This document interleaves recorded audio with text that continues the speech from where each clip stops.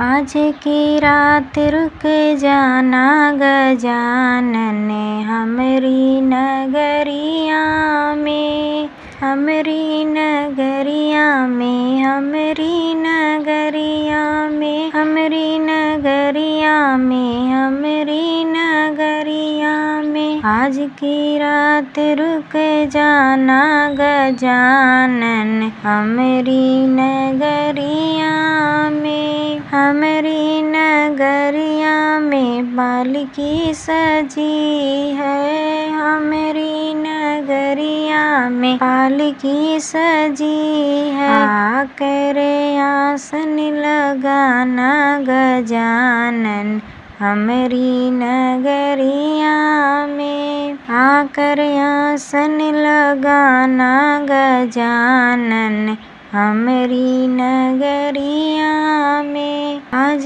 की रात रुक जाना गजानन हमरी नगरिया में। आपको हमारा यह गीत कैसा लगा कमेंट करके अवश्य बताएं। साथ ही साथ हमारे चैनल को लाइक और सब्सक्राइब करें। वीडियो पसंद आया हो तो ज़्यादा से ज़्यादा शेयर करें। धन्यवाद।